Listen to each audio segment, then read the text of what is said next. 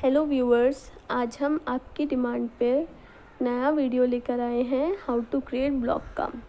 इसमें आपको blog create करना सिखाया जाएगा और इसमें आप अपना टाइटल और यूआरएल कैसे डालें वो भी सिखाया जाएगा। सबसे पहले आपको गूगल पर blogger.com डालना है। blogger.com डालने के बाद आपको ऐसा पेज दिखाई देगा।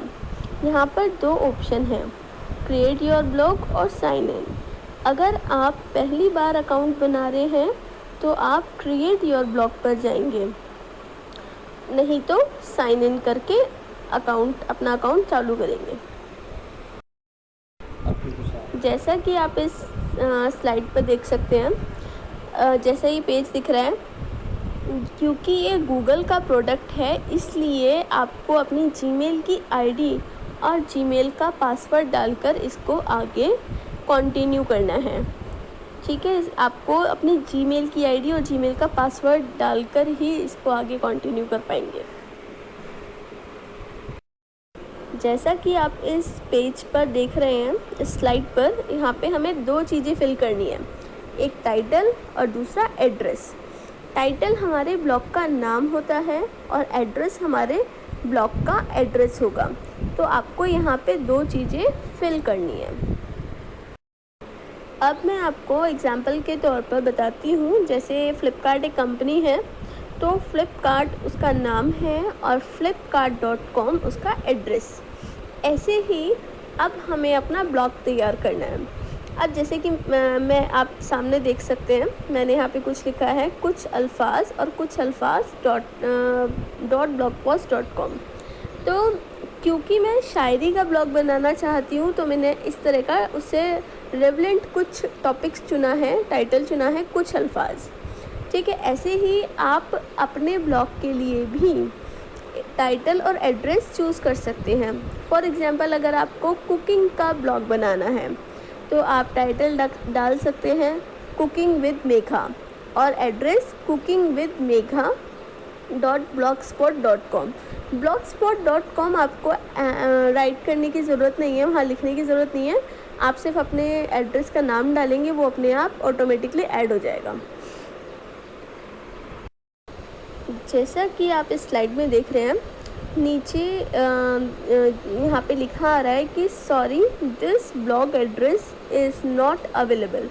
ये एड्रेस ऑलरेडी कोई ले चुका है। तो अभी क्या करना होगा, मुझे अपना जो एड्रेस है वो थोड़ा चेंज करना पड़ेगा। ठीक है, ज़रूरी नहीं है कि आप अपना टाइटल और एड्रेस सेम रखें। अगर आपको सेम रखना है तो बहुत अच्छी बात है। तो हो सकता है मैं कुछ अल्फाज की जगह कुछ शायरी और कुछ शायरी.blogspot.com डालकर देखूं। अगर वो अवेलेबल होगा तो मेरा ब्लॉग क्रिएट हो जाएगा। अब इस स्लाइड पर आप देखिए, मैंने यहाँ पे टाइटल लिया है कुछ अल्फाज चंद शब्द और एड्रेस में मैंने लिखा है अल्फाज और शब्द। अब यहाँ पे मेरा नीचे आप देखोगे ध्यान से, the blog address is available. तो अब मैं अपना ब्लॉग क्रिएट कर सकती हूँ। ठीक है, नीचे क्रिएट ब्लॉग का ऑप्शन भी खुल गया है। अब मैं इस पे एक चीज़ और ध्यान देना कि मेरा टाइटल थोड़ा अलग है और एड्रेस थोड़ा अलग है, तो ऐसे भी हम ब्लॉग क्रिएट कर सकते हैं। अब इस स्लाइड में आप देखिए, मेरा ब्लॉग क्रिएट हो चुका है। अभी इस पर मैंने कुछ नहीं डाला है इसलिए ये ब्लैंक दिख रहा है।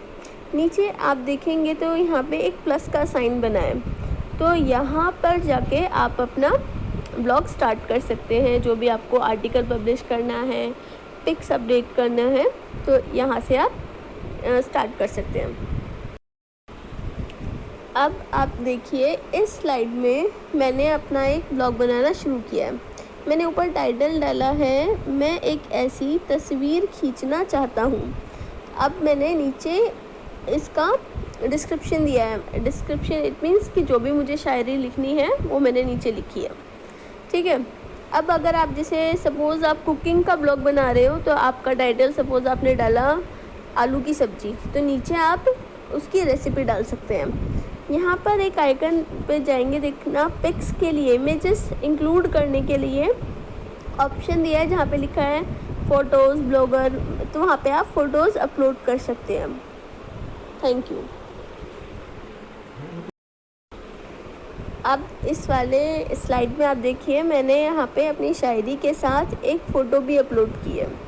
इसी तरीके से आप भी अपने ब्लॉग में सपोज़ आपने आलू की सब्ज़ी का एक टाइटल डाला, आलू की रेसिपी डाली, तो आप उससे रिलेवेंट फ़ोटो डालेंगे, ठीक है। उसके बाद अब आप देखना ये जो टाइटल बार है वहाँ पे एंड में एक आई दिखाई दे रही है और एक एरो, उस आई पे अगर आप क्लिक करेंगे तो आप रिव्यू देख सकते हैं कि आपका ब्लॉग कैसा दिख रहा है, और फिर बैक करके आप उस एरो से अपने ब्लॉग को पब्लिश कर सकते हैं।